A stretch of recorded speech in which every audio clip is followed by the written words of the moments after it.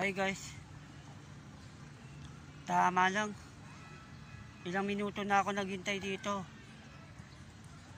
Tuwing umaga lang daw talaga yung pagbubukas ng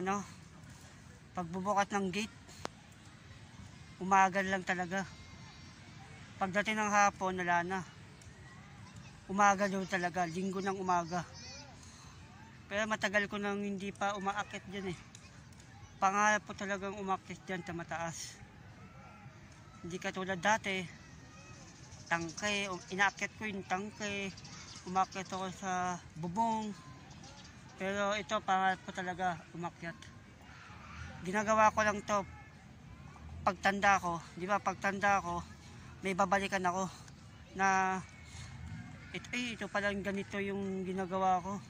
Kasi pagtanda natin, hindi na natin kaya eh. Di ba, mahina na tayo nung panahon na yon. Pakita natin yung gusto kong akyat, pero wala pa eh. Yun o. Di ba? Pinakamataas. Gusto ko sana, kung may taga-cameraman ako, gusto ko sana, aakyat ako. Hindi ako gagamit ng ng hagdan. Kaya kailangan hihingi ka ng permit. Tapos pangalawa, may taga cameraman. Kaya malabo pa yan. Pang mayaman lang yun.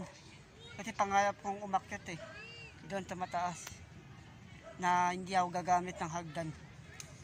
Pakita natin para ma-enjoy tayo.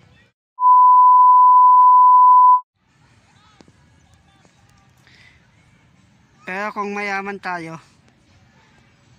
kukuha tayo ng cameraman.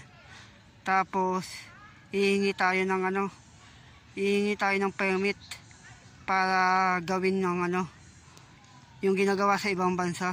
Kaya ko naman eh. Basta hihingi tayo ng permit. Yung aakyat ka dyan, bababa ka dyan. Tapos ganyan na. Tapos aakyat ka doon, bababa dito, yan. Tapos ito dito, di ko kaya yon. Di ko kaya.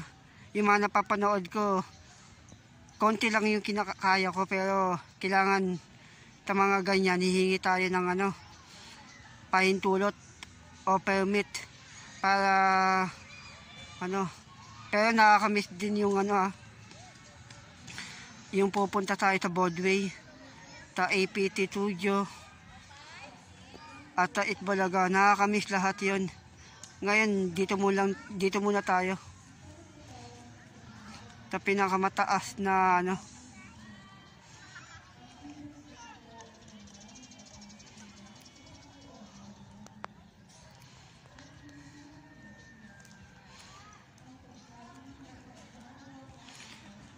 pero pangarap ko talaga umakyat dyan eh. Tuwing umaga lang daw to eh. Sana samahan nyo ako sa konting walang kwentang vlog. Ano lang to, tambay lang. Konting tambay. Pero may mga naghihintay pa eh, no? Pero konting tao na lang. Konti. Ayan o. Doon yung hagdan.